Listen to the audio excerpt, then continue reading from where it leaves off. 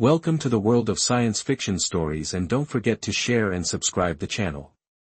I never thought I'd be stuck on an alien planet in a small outpost shelter with just one bed, and definitely not sharing it with a girl from another world. But here we were. The winds outside howled like wild beasts, the temperature had plummeted after sunset, and with power systems partially down, the heating unit barely kept the air breathable. It was survival time, every choice counted. Angela stood across the room, her slender arms folded, her glowing teal eyes flicking toward me with an unreadable expression. Her skin shimmered faintly in the low light, silver cotton moonlight. Alien, sure, but stunning, I suppose, she said, her voice cool and precise. We will have to share the bed tonight. I blinked. You sure? I can take the floor if you want, maybe use the thermal blanket. No, she interrupted. That would be inefficient. Your body generates more heat than mine. I'm not asking for comfort, Gary, I'm asking for logic. I nodded, rubbing the back of my neck. All right, just, hope you don't mind me rolling over or anything, I move a bit when I sleep. She raised an eyebrow. Let me be clear, Angela stepped closer. Even in her soft-fitted uniform, she carried herself with strict discipline, like a soldier or royalty. One bed, one rule, no touching, no sleeping close, and absolutely no falling in love. I stared at her, caught off guard. I wasn't planning to, it has happened before, I said. She cut me off again. Interspecies missions, forced proximity, emotions become entangled, she said, as if the word emotions were a virus. I gave a small, dry laugh. Don't worry, Angela, I'm not planning to write you love poems in the morning. I just want to survive the night. She stared at me for a beat longer, then nodded. Very well, we both climbed into the bed, me on the right, her on the far left. The small mattress squeaked under our combined weight. I kept my arms tightly at my side, eyes fixed on the ceiling. Angela lay stiff as a board, not facing me. I could hear her breathing slow and rhythmic, but just a little too controlled, as if she were making sure she didn't give anything away. So I tried breaking the silence. Is this normal for you, sharing beds with humans on missions? No, she said curtly, and this is not a mission, this is an emergency arrangement. Right, of course. A minute passed, then two, and the silence dragged on, stretching like taut string. I still don't understand the no falling in love part, I muttered under my breath. That happened a lot. Angela let out a soft sigh, almost annoyed. Feelings complicate things, especially for humans. You form attachments quickly, you mistake biological responses for emotional bonds. It becomes messy. I turned my head slightly. And aliens? Don't we, are trained to control it. I smirked. That sounds lonely. She didn't respond. The wind howled again outside, rattling the outer walls. I could feel the temperature dropping even more, biting at my fingertips. The blanket barely helped, still cold. I murmured. Angela shifted slightly. You may adjust the blanket, but no closer. Yeah, no touching, no falling in love, got it. I pulled the thin fabric higher over my chest, exhaling into the cold air. Despite everything, a weird tension hung between us, not hostile, not awkward, just tense, like something neither of us understood yet. Minutes crawled by. Finally, Angela spoke again. You're kind. You rely on physical closeness, it makes you feel safe, anchored. I glanced toward her, surprised. Yeah, well, warmth helps when you're freezing. She hesitated, then softer, I understand the science of it, but not the feeling. I blinked. You've never been close to someone before? There was a long pause. No. For a moment, neither of us spoke. The wind eased outside, I heard the slow, steady hum of the backup generator kicking in, stabilizing the air filter. Angela's voice came again, low and almost vulnerable. My people are strong, disciplined, we value control. I was trained from youth to lead, to think before I feel. I turned fully toward her, now propping myself on one elbow. Must be exhausting. She glanced at me, finally, eyes glowing faintly in the dark. It keeps us from making dangerous mistakes. A small smile tugged at the edge of my mouth. You mean, like sharing a bed with a dangerously charming human? Her lips twitched, almost a smile. Almost, don't flatter yourself, Gary. Who's flattering? I'm shivering to death next to a glowing space goddess who bans love like it's contraband. This is the weirdest night of my life, I said. She chuckled, actually chuckled just once, quiet and brief, but I caught it. You're strange, she said softly. So I've been told. Another moment passed, she rolled over, back facing me again. Sleep, she whispered, and remember the rule. I laid back, staring at the ceiling again, her words echoing in my mind, no touching, no sleeping close, no falling in love, easy enough, right? But even as I drifted into sleep, the faint warmth of her presence just inches away started to feel less like a danger and more like a promise. I didn't sleep much that night, not because of the cold, or the howling winds outside, or the weak hum of the shelter's damaged systems. No, what kept me awake was something far more difficult to ignore, Angela. She was quiet, still even, but every now and then I could feel her presence, a shift in the blanket, a subtle intake of breath, the way her hair brushed the pillow when she turned her head. And the worst part, the bed wasn't as wide as she probably thought it was. When she laid down those rules, despite both of us trying to stay on our respective halves, the mattress had other plans. The center dipped slightly, pulling us ever so gradually toward each other, like a gravitational force we couldn't fight. I was hyper-aware of every inch between us. At one point, her foot brushed mine under the blanket. I jerked back instinctively, nearly falling off the edge. Relax, she murmured without turning. It was an accident. Yeah, I whispered, heart pounding, no big deal. Silence returned, but now my senses were wide awake. I could smell the faint metallic sweetness of her alien skin, like ozone after lightning. I could feel the slight warmth she'd begun to radiate, different from human warmth, but comforting all the same. And still, I didn't move closer, because I remembered the rule. Angela hadn't said anything else since that one word, but I could tell she wasn't fully asleep either. Every few minutes she shifted slightly, sometimes closer to the center, then pulling back. Maybe it was just the bed, maybe it was unconscious, or maybe part of her wanted to break her own rule more than she was ready to admit. My body ached from staying still so long. I turned on my side, facing away from her, but it didn't help. All I could think about was how close she was, how her voice echoed in my mind, no touching, no falling in love. The wind outside let out another long, mournful moan. It rattled something loose near the roof, making the walls creak. Angela flinched, then, to my complete surprise, she scooted an inch closer.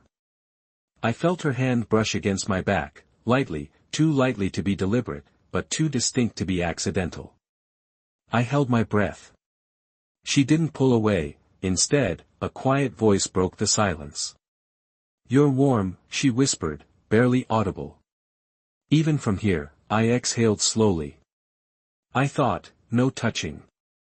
I'm not touching, she replied. I'm just nearby. I turned over gently to face her. She was still lying on her side, her face only a foot away from mine. Her eyes were open, glowing faintly in the dark, locked onto mine. There was something unreadable there, curiosity, confusion, maybe something else. I didn't expect to feel this cold, she admitted softly. My kind, we adapt quickly, but not to this. I smiled faintly. So you're saying I'm a superior heat source? I'm saying. She paused, eyes narrowing just a bit. This rule may require minor adjustments for environmental purposes. I let out a quiet laugh. So it's okay if we drift closer now, just for warmth? She looked at me, really looked at me, then nodded carefully. She inched forward, closing the last gap between us until our bodies were just barely touching beneath the blanket. Her arm brushed mine, her forehead came to rest near my collarbone. I swallowed hard, my hand hovered uncertainly above the bed, unsure where to go. This still counts as no touching, right? I asked. She exhaled a small puff of breath against my chest. It's not touching if we don't acknowledge it. I couldn't help but grin. That sounds like a technical loophole. Angela didn't reply, but her hand slowly found my side, resting lightly, deliberately. She didn't look at me, maybe she was pretending she hadn't done it, but I knew, and she knew.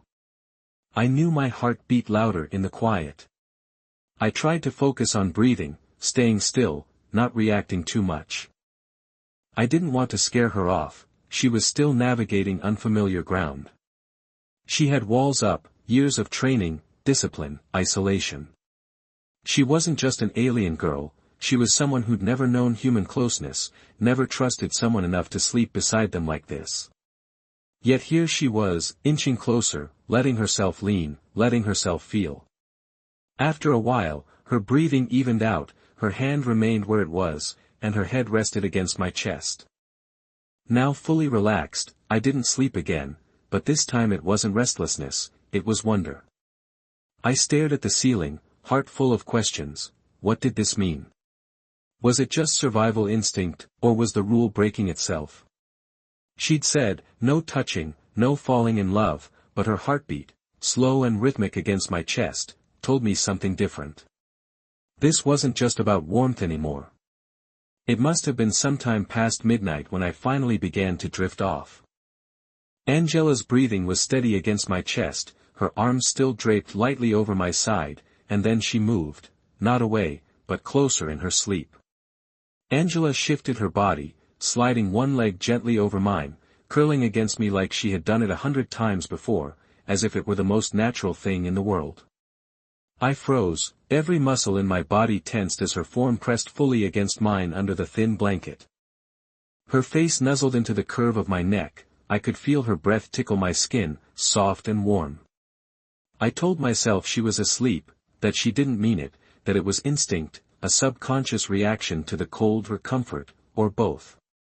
But still, my heart was thudding in my chest like a drum. I didn't move, I couldn't, not just because I didn't want to wake her, but because I didn't want to move away. Her touch was light, delicate, but electric. Her skin wasn't quite like human skin, it had a faintly cool texture, like smooth silk, yet it slowly absorbed my warmth like a living sponge. I could feel her heartbeat against my ribs, now fast, then slow, like it was syncing with mine. What was I supposed to do? The rule, no touching. That had been the first thing she said, a command, almost like an oath, and now here she was, wrapped around me as if we'd always belonged in this exact position. She stirred again, and I thought she might wake up, but instead she murmured something under her breath I couldn't quite make out. Angela, I whispered. There was no response.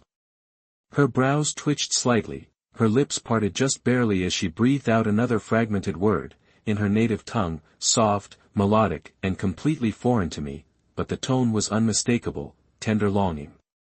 She clung tighter in her sleep. I carefully raised a hand and rested it lightly on her back, just to steady her. Her body relaxed instantly at my touch, as if she had been waiting for it all along. I didn't know what I was doing anymore, this wasn't just about comfort or body heat. This was something else, something raw and real and fragile, and terrifying. She was breaking her own rule, and I was letting her, maybe even hoping she would. My mind raced with questions. What if she woke up and freaked out? What if she pushed me away? What if she didn't? I laid there completely still, hand resting on her back, breathing in sync with her. I could feel the slow rise and fall of her chest, the quiet hum of her body, the subtle tremor in her muscles, like she was dreaming something intense. I wondered what kind of dreams someone like Angela had. Did she dream of her home world, of the stars, of being alone?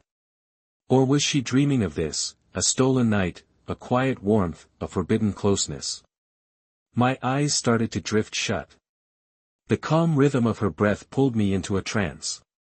I wasn't cold anymore, I wasn't thinking about the wind, or the mission, or even tomorrow, just her, just this moment. Then softly, Angela spoke, but this time she was awake. "I'm sorry," she whispered. I blinked, heart skipping a beat. She hadn't moved, her body was still tangled with mine, but I felt the tension return to her frame, subtle, hesitant, like she had just realized what she'd done and didn't know how to undo it. "You're awake," I murmured. "Yes." I didn't say anything, I didn't want to make it harder. Her fingers lightly pressed into my side. "I didn't mean to, I wasn't thinking." "It's okay," I said gently. "You were asleep." "That's not an excuse," she whispered. "I gave you a rule, and I'm the one breaking it." Her voice was tight now, embarrassed, conflicted. I reached up slowly and tucked a loose strand of her silver blue hair behind her ear. Maybe the rule didn't survive contact with reality. Angela looked up at me, her glowing eyes soft but stormy. "This isn't supposed to happen." "Why not?" "Because it makes everything complicated." I smiled. "Life's complicated, always has been, even before aliens in one-bed sleeping arrangements." She let out a breath that was half a laugh, half a sigh. "Why aren't you angry, or scared?" I tilted my head. "Why would I be scared?" She paused. "Because I'm not human, because I'm different, because I'm touching you when I said I wouldn't." I thought about that for a second. Then, "I'm not scared, Angela, I'm curious, and maybe a little amazed." I added quietly, "Maybe you want to be." She didn't answer right away, but the way her fingers curled into my side said more than words.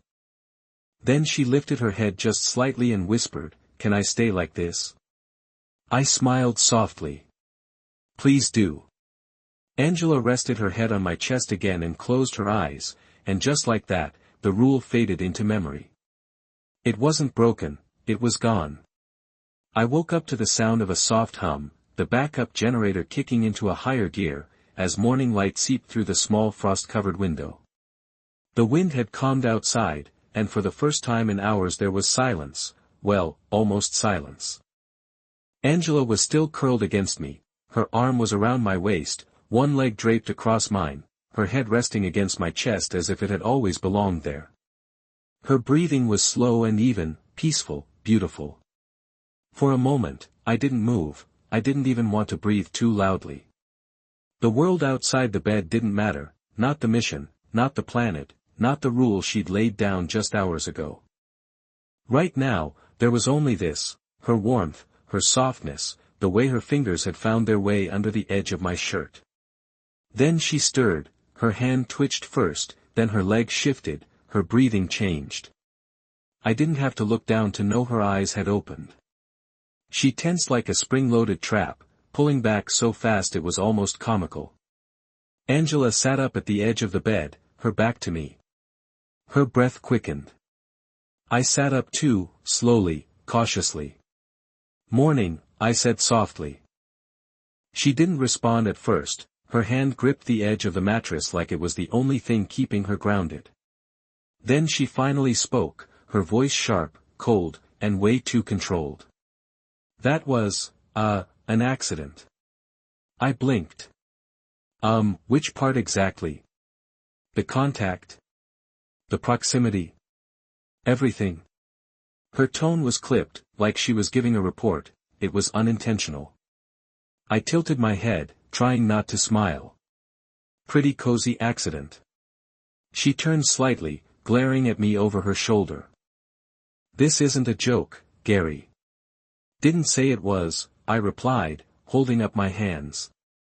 "It just seemed like you were okay with it last night." She looked away quickly. I was disoriented, tired, I didn't realize, Angela, her name stopped her. I scooted to the edge of the bed, sitting just behind her. I didn't touch her, not yet, but I lowered my voice, speaking gently, "You didn't do anything wrong." Her shoulders rose, then slowly dropped. "You don't understand." "Then explain it to me."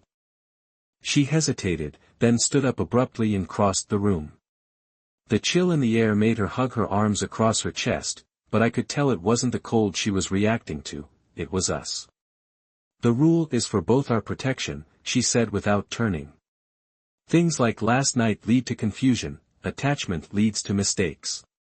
Is that how you see it?" I asked quietly. "A mistake." Silence. She didn't answer. I got up, moving closer but keeping some space between us. "Angela, you weren't confused last night. You were vulnerable. You let yourself feel something that doesn't make it a mistake, it makes it real." She spun around, her eyes glowing faintly with tension. "You think this is easy for me? I've spent my entire life training to separate instinct from emotion. I was taught to never allow closeness to cloud judgment, and now, one night with you, and I'm—" She cut herself off. "I'm losing focus," she finished quietly. My voice softened. "Maybe you're not losing focus.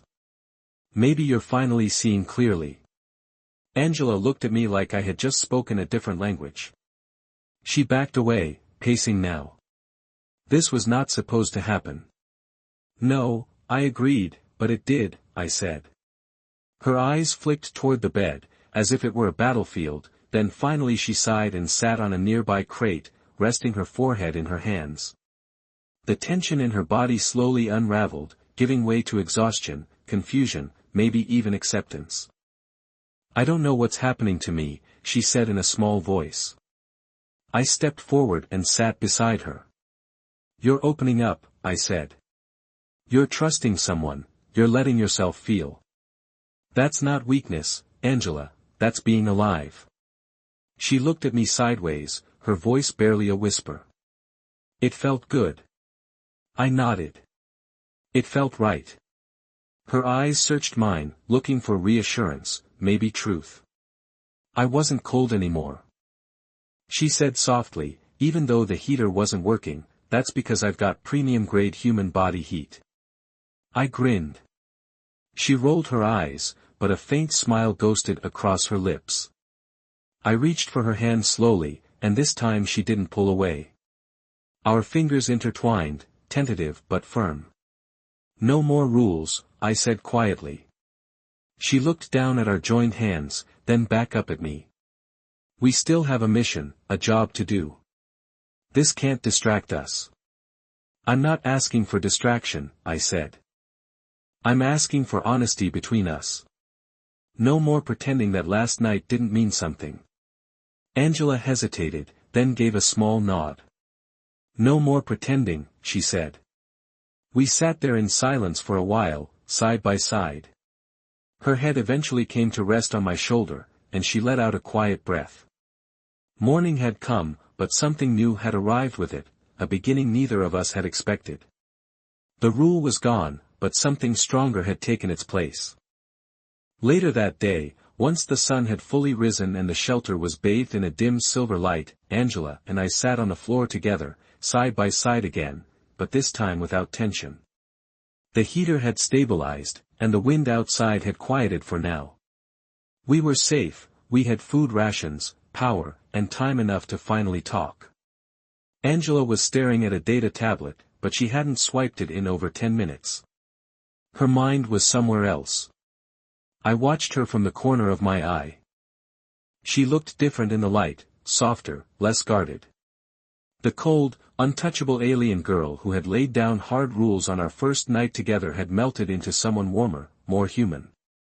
"I used to hate silence," I said suddenly. She looked at me a little surprised. "Why?" "Because it gave me time to think," I said. "And back then, I had too many thoughts I didn't want to deal with." Angela tilted her head, curious. "Such as?" I smiled faintly. "Failure, regret, losing people, messing up my shot at something better." She was quiet for a moment. You're not like most humans I've met. Is that a good thing or a bad thing?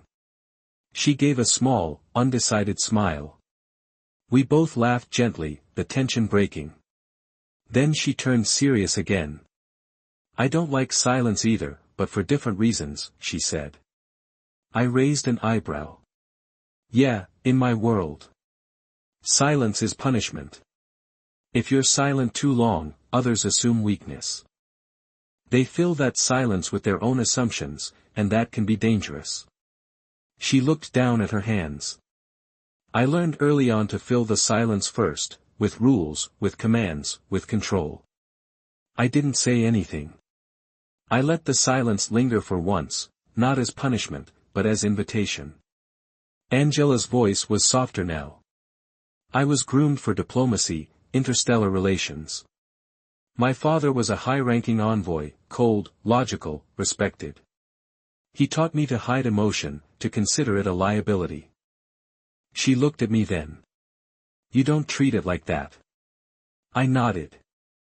Emotions can be messy, but they're also what make us human. You mean, alive? She corrected, and I could tell the word meant more to her now than it ever had before. There was something in her eyes, a storm of memories she hadn't shared, walls beginning to crumble. I leaned forward, resting my elbows on my knees. Did something happen to you before this mission? She hesitated, then said, I was engaged. That caught me off guard. Wait, you were engaged to a fellow ambassador in training? She clarified, a political match, arranged, strategic. My stomach twisted slightly. Did you love him? She shook her head. We barely knew each other, but he tried. Angela's eyes grew distant, haunted. He wanted more closeness, intimacy. I wasn't ready, I shut him out, and in the end, he left, shamed my family. My father called it a diplomatic collapse, I called it a failure. I couldn't allow it again. She met my eyes. That's why I made the rule. I let her words hang in the air for a few seconds before answering.